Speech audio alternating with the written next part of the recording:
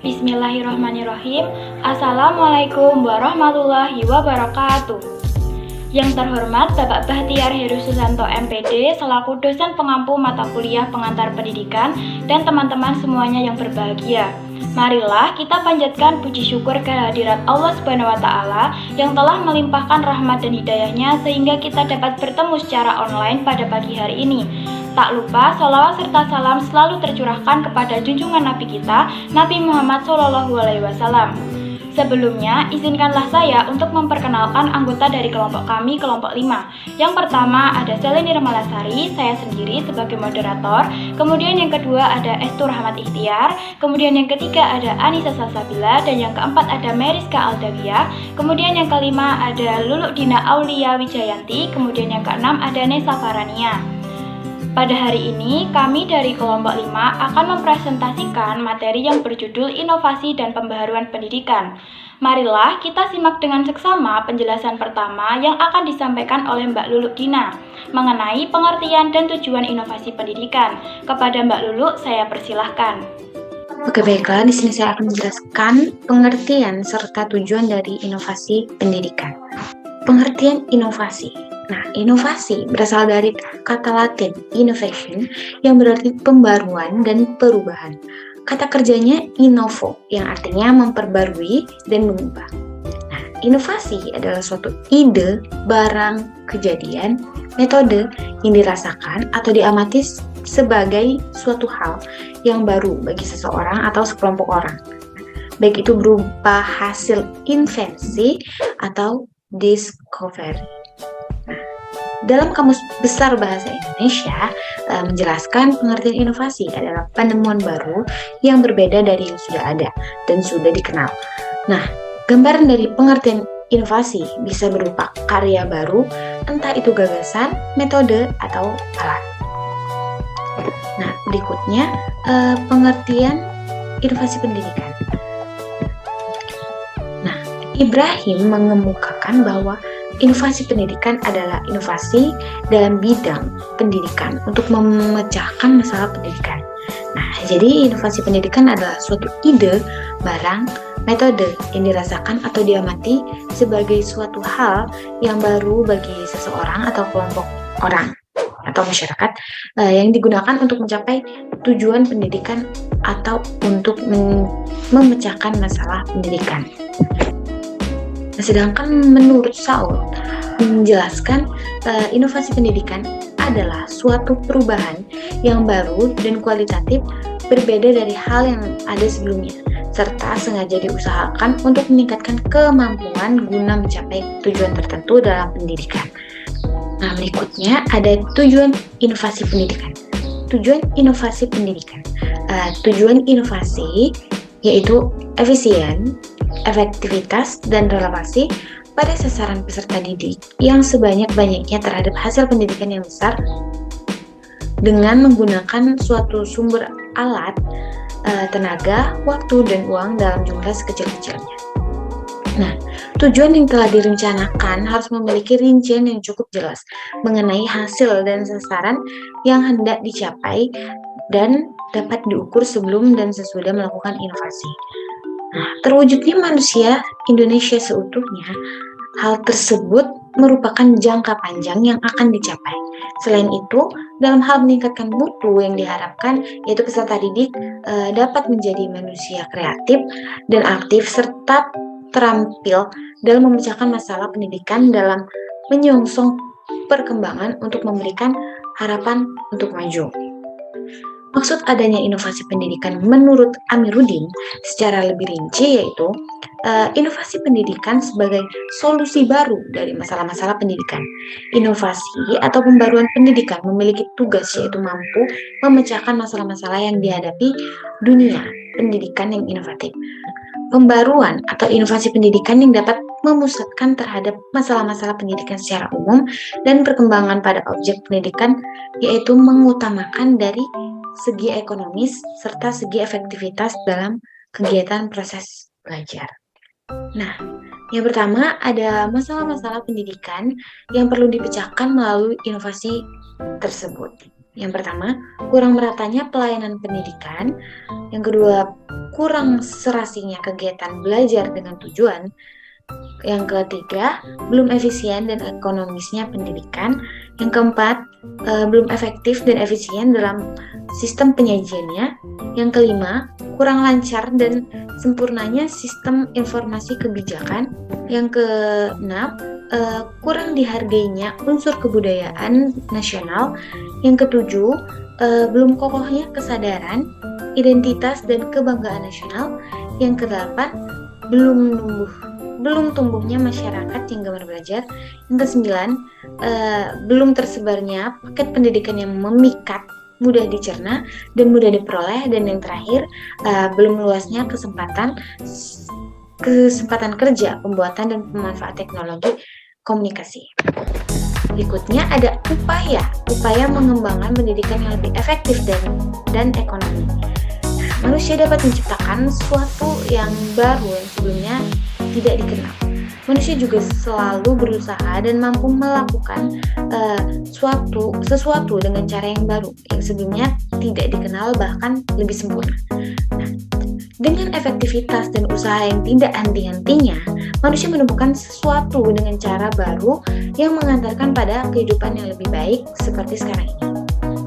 Pembaruan pendidikan dilakukan dalam upaya problem solving yang dihadapi dunia pendidikan yang selalu dinamis dan berkembang.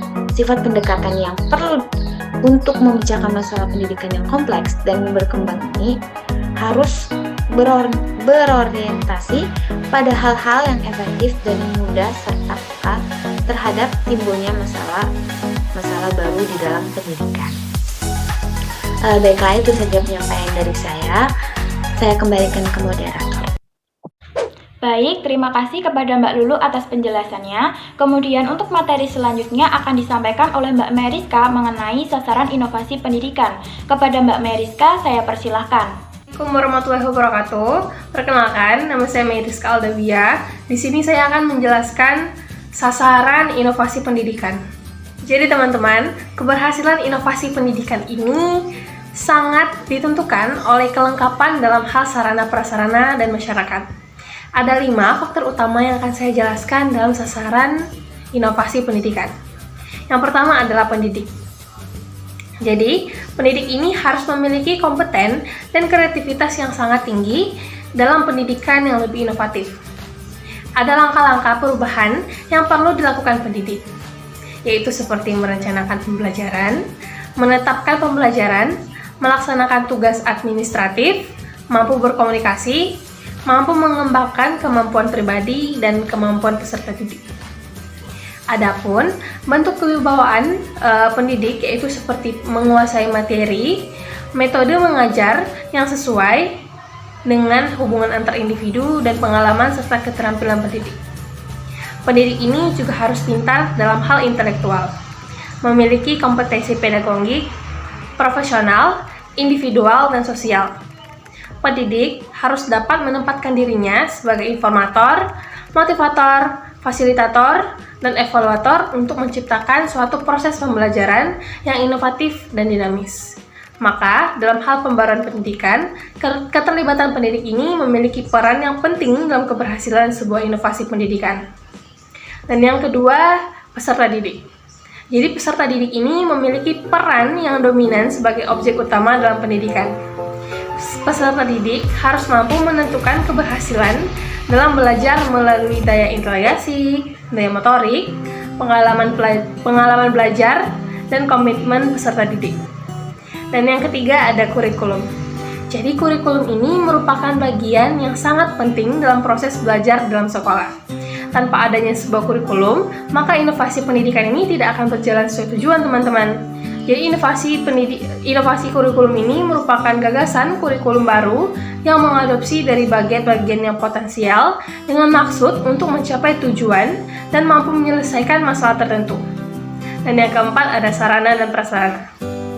Nah, sarana dan prasarana ini merupakan hal yang penting dalam pembelajaran, khususnya dalam proses belajar dan mengajar. Apabila sarana dan prasarana tidak terpenuhi, maka proses inovasi pendidikan tidak akan mampu dilakukan dengan baik. Dan yang kelima ada lingkungan sosial. Lingkungan sosial ini tentunya memiliki dampak positif dan dampak negatif dalam pelaksanaan pembaruan pendidikan teman-teman. Apa yang diharapkan dalam pendidikan itu, yaitu mampu mengubah individu dan masyarakat untuk menjadi lebih baik dari tempat asal peserta didik. Selain itu, keterlibatan masyarakat ini sangat membantu dalam pelaksanaan inovasi yang merupakan keberhasilan dalam inovasi pendidikan. Sekiranya itu saja yang bisa saya sampaikan. Saya kembalikan ke moderator.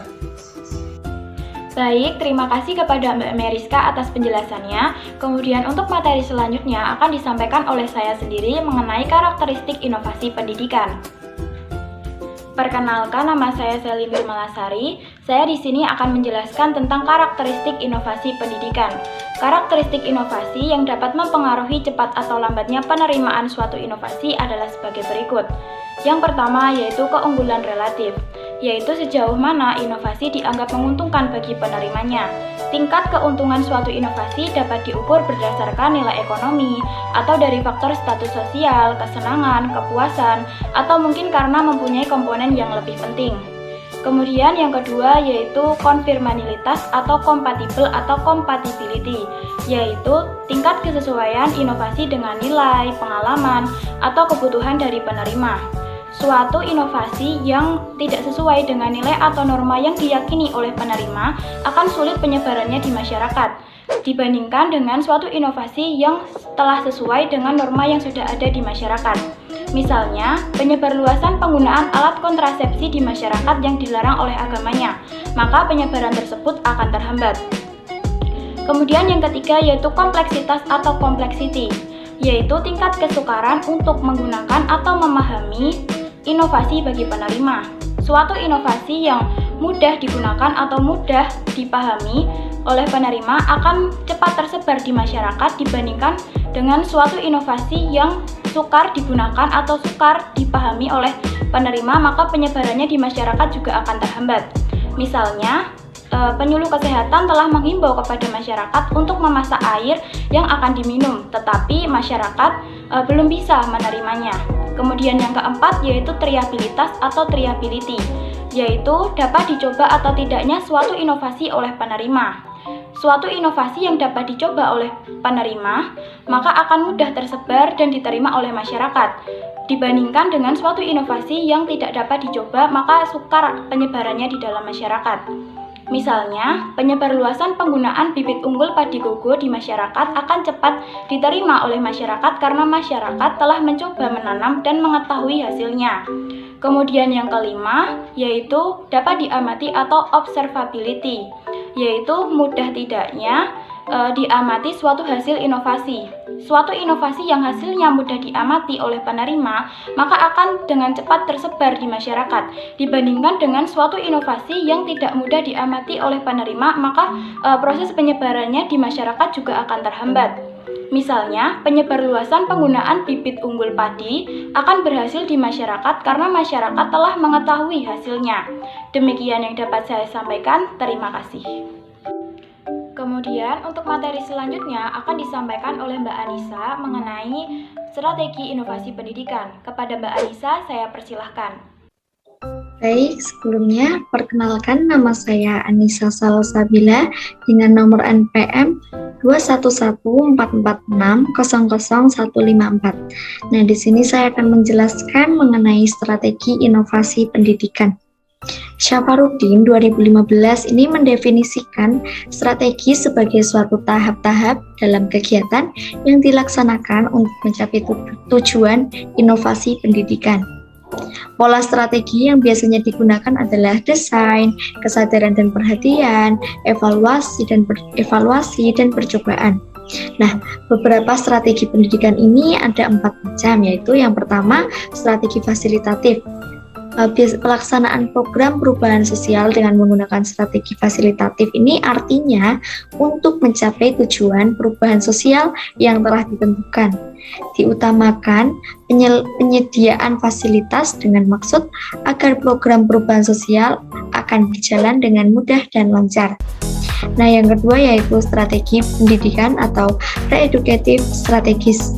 Menurut Zeltman atau Duncan, tahun 1977, strategi pendidikan sebagai suatu pengajaran kembali atau re-education atau perubahan sosial dalam pendidikan dipakai untuk mencapai suatu perubahan sosial.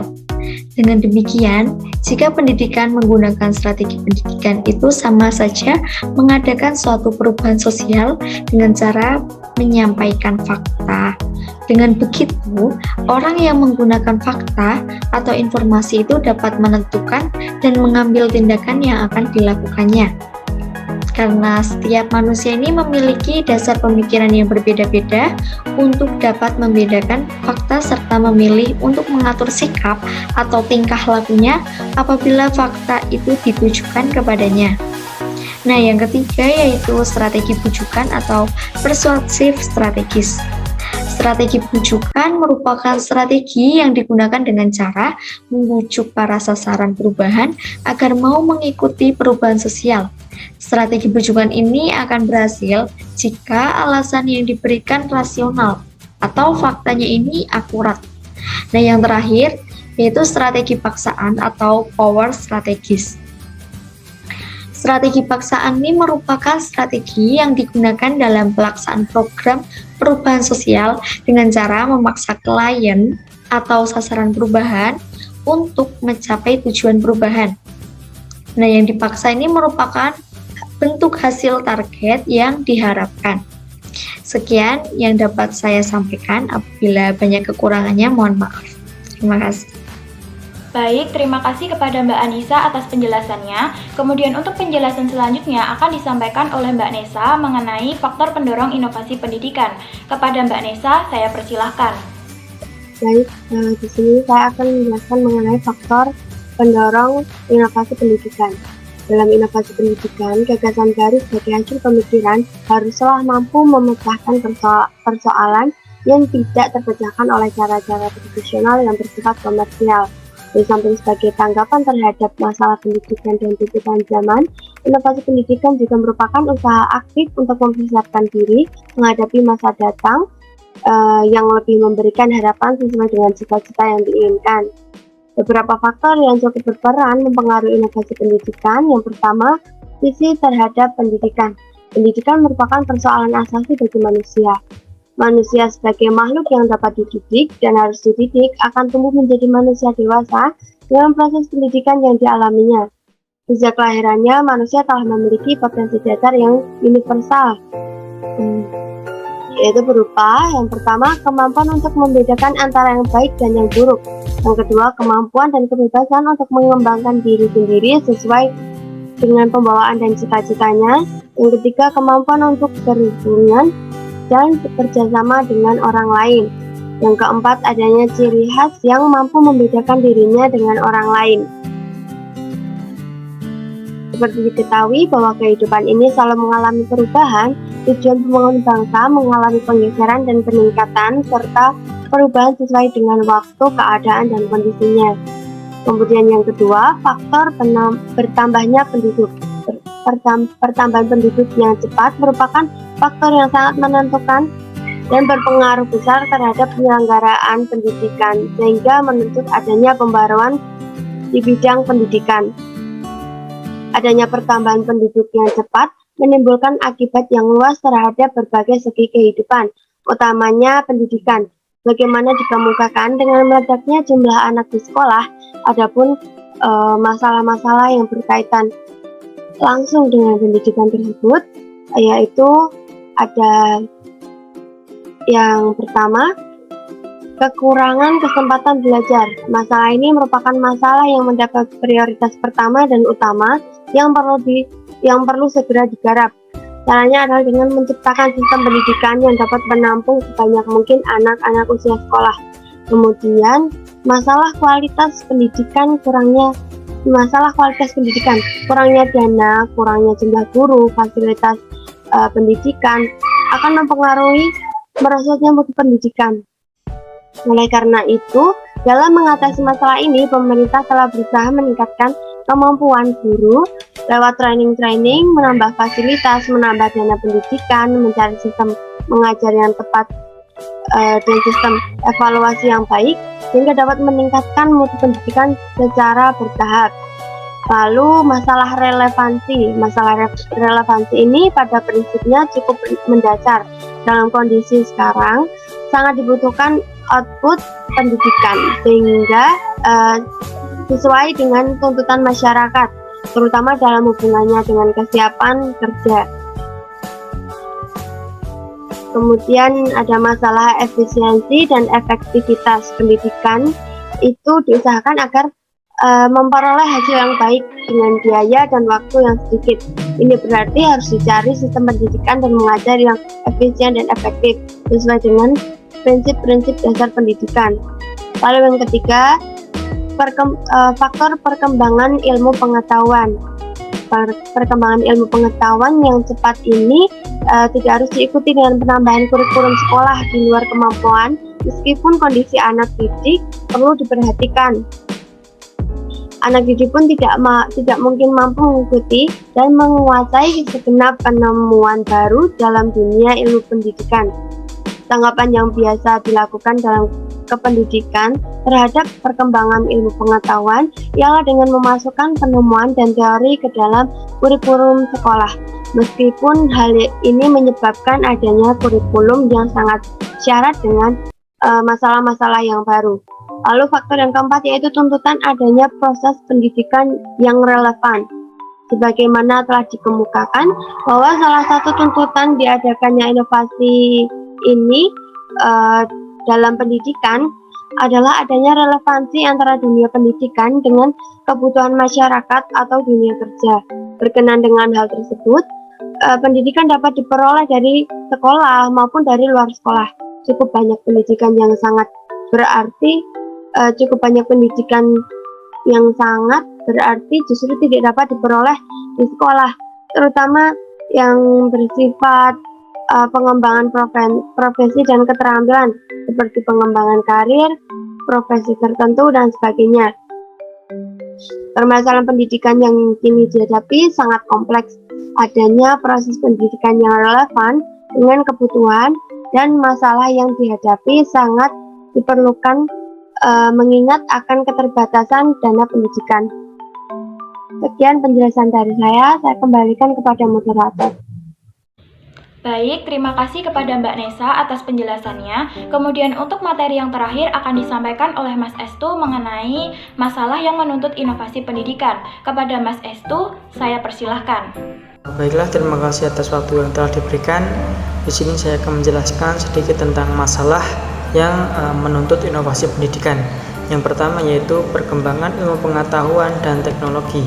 Nah, dapat diakui bahwa sistem pendidikan yang kita miliki dan kita laksanakan selama ini masih belum bisa mampu mengikuti dan mengendalikan kemajuan-kemajuan tersebut, sehingga dunia pendidikan belum dapat menghasilkan tenaga-tenaga pembangunan yang terampil, kreatif dan aktif, yang sesuai dengan tuntunan dan keinginan masyarakat luas.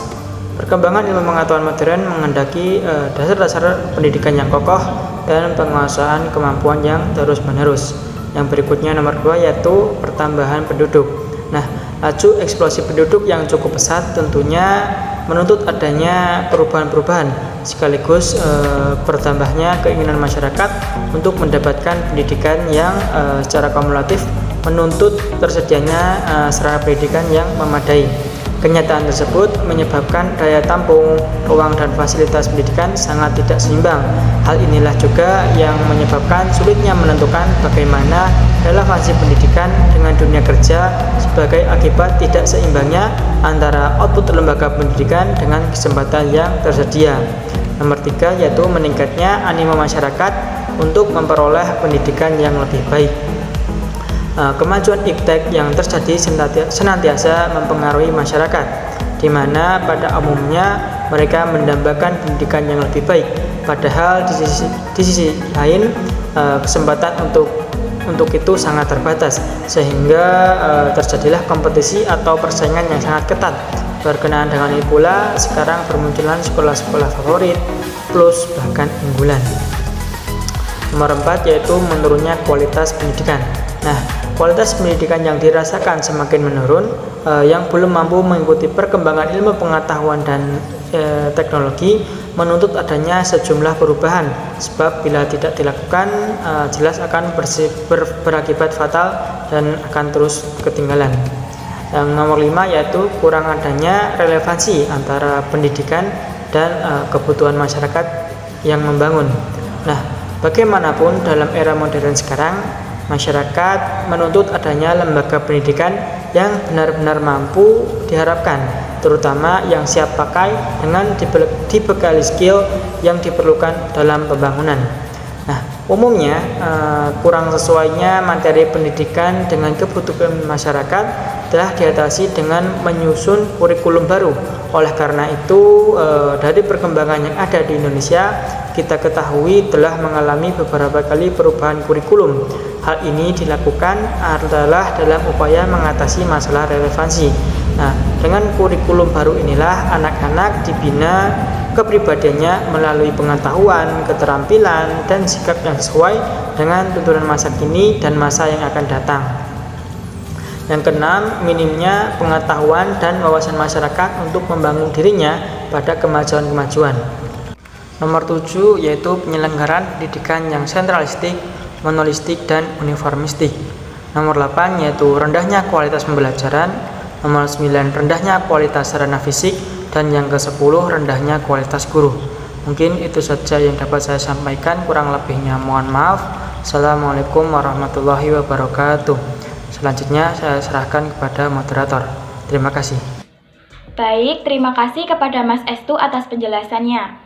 Baiklah teman-teman semua, demikianlah materi yang dapat kelompok kami sampaikan. Semoga materi yang telah disampaikan dapat bermanfaat bagi kita semua. Demikianlah yang dapat saya sampaikan. Kami dari kelompok 5 memohon pamit undur diri. Terima kasih atas perhatian teman-teman semua dan mohon maaf apabila ada kesalahan baik perkataan maupun perbuatan. Sekian dari kelompok kami. Wassalamualaikum warahmatullahi wabarakatuh.